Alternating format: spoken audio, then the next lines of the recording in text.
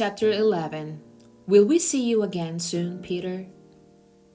Emery blinked. Across the dark room, she saw Ellen too, peering into the narrow wooden box in surprise. There was no one in the casket at all. Instead, it seemed to be stuffed with folded blankets and articles of clothing. Peter began to lift the things out and distribute them to the silent people in the room. He handed heavy coats to the man and wife, and another to the old man with a beard. "It'll be very cold," he murmured. "Put them on." He found a thick sweater for Mrs. Rosen and a woolen jacket for Ellen's father. After a moment of rummaging through the folded things, he found a smaller winter jacket and handed it to Ellen. Emery watched as Ellen took the jacket in her arms and looked at it.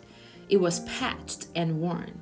It was true that there had been few new clothes for anyone during the recent years, but still, Ellen's mother had always managed to make clothes for her daughter, often using old things that she was able to take apart and refashion in a way that made them seem brand new. Never had Ellen worn anything so shabby and old, but she put it on, pulled it around her, and buttoned the mismatched buttons. Peter, his arms full of the odd pieces of clothing, looked toward the silent couple with the infant. "I'm sorry," he said to them. "There is nothing for the baby." "I'll find something," Mama said quickly. "The baby must be warm." She left the room and was back in a moment with Kirsty's thick red sweater. "Here," she said softly to the mother. "It'll be much too big, but that will make it even warmer for him." The woman spoke for the first time. "Her," she whispered. "She's a girl. Her name is Rachel." Mama smiled and helped her direct the sleeping baby's arms into the sleeves of the sweater. Together, they buttoned the heart-shaped buttons. How Kirsty loved that sweater, with its heart buttons, until the tiny child was completely encased in the warm red wool. Her eyelids fluttered, but she didn't wake. Peter reached into his pocket and took something out. He went to the parents and leaned down toward the baby. He opened the lid of the small bottle in his hand. "How much does she weigh?" Peter asked. "She was 7 pounds when she was born," the young woman replied. "She's gained a little, but not very much. Maybe she weighs 8 pounds now, no more. A few drops will be enough then. It has no taste. She won't even notice." The mother tightened her arms around the baby and looked up at Peter, pleading. "Please, no," she said. "She always sleeps all night. Please, she doesn't need it. I promise she won't cry." Peter's voice was firm. "We can't take a chance," he said. He inserted the dropper of the bottle into the baby's tiny mouth and squeezed a few drops of liquid onto her tongue. The baby yawned and swallowed. The mother closed her eyes. Her husband gripped her shoulder. Next, Peter removed the folded blankets from the coffin, one by one, and handed them around. "Carry these with you," he said. "You will need them later for warmth." Emery's mother moved around the room and gave each person a small package of food, the cheese and bread and apples that Emery had helped her prepare in the kitchen hours before. Finally, Peter took a paper-wrapped packet from the inside of his own jacket. He looked around the room at the assembled people now dressed in the bulky winter clothing, and then motioned to her Mr. Rosen, who followed him to the hall. Emery could overhear their conversation. "Mr. Rosen," Peter said, "I must get this to Henrik, but I might not see him. I am going to take the others only to the harbor, and they will go to the boat alone. I want you to deliver this. Without fail, it is of great importance." There was a moment of silence in the hall, and Emery knew that Peter must be giving the packet to Mr. Rosen. Emery could see it protruding from Mr. Rosen's pocket when he returned to the room and sat down again. She could see, too, that Mr. Rosen had a puzzled look. He didn't know what the packet contained. He hadn't asked. It was one more time, Emery realized, when they protected one another by not telling. If Mr. Rosen knew, he might be frightened. If Mr. Rosen knew, he might be in danger. So he hadn't asked, and Peter hadn't explained. Now, Peter said, looking at his watch, I will lead the first group. You and you and you. He gestured to the old man and to the young people with their baby. Inge, he said, and Mary realized that it was the first time that she had heard Peter Nielsen called her mother by her first name. Before, it had always been Mrs. Johansson. Or, in the old days, during the merriment and excitement of his engagement to Liz, it had been occasionally. Mama, now it was Inge. It was as if he had moved beyond his own youth and had taken his place in the world of adults.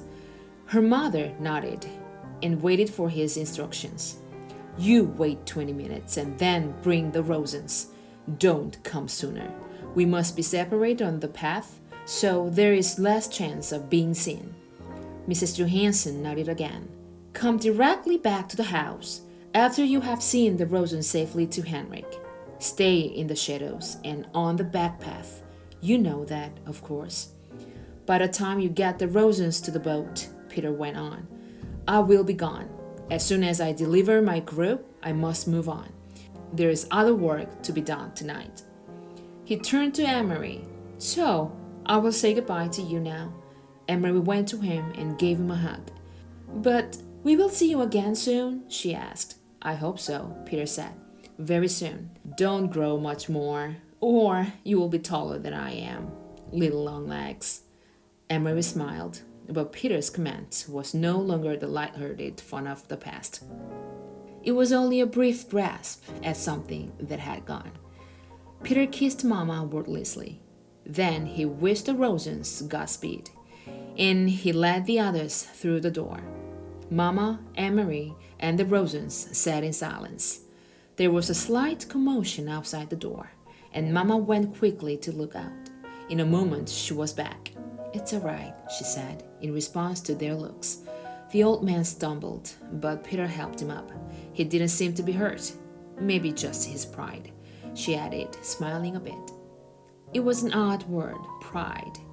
Emery looked at the Rosens, sitting there wearing the misshapen, ill-fitting clothing, holding ragged blankets folded in their arms, their faces drawn and tired. She remembered the earlier, happier times. Mrs. Rosen, her hair neatly combed and covered, lighting the Sabbath candles, saying the ancient prayer.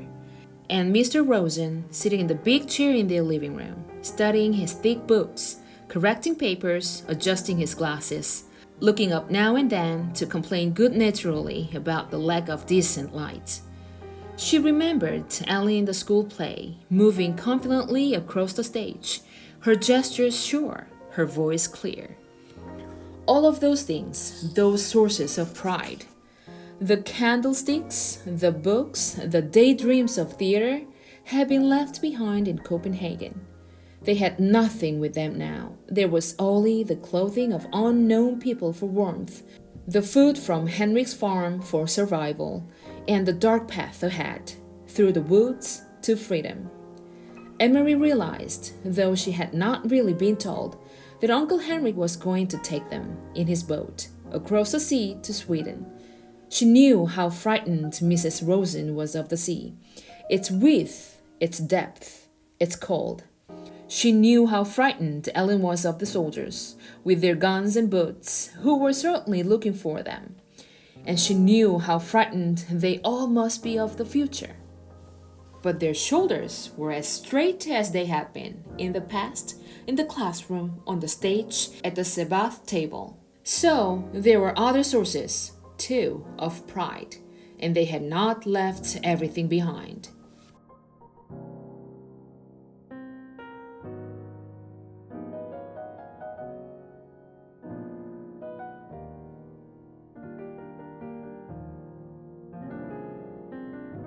Yay! Do you guys know that in Korean they say like 효도 before mom and dad die, and like that means catch the chance when there is a chance. I think Gloria Dump tell her. Be resilient. That's a really big word. My pick sentences is just ain't a party without pickles. But it can't be a party without pickles. Funny. A magic bag. Okay, that's it. When it is 6 o'clock, my mom took up the picture is me in the picture. I hope I can take off the mask soon, cause I can go to field trip at this school. Aurora. I really I want like to it. Yes, like that. I saw many times. Yeah. My favorite book is Just My Friend and Me. I like the Statue of Liberty. Just Me and the Friend. Luke's favorite was Sky Color.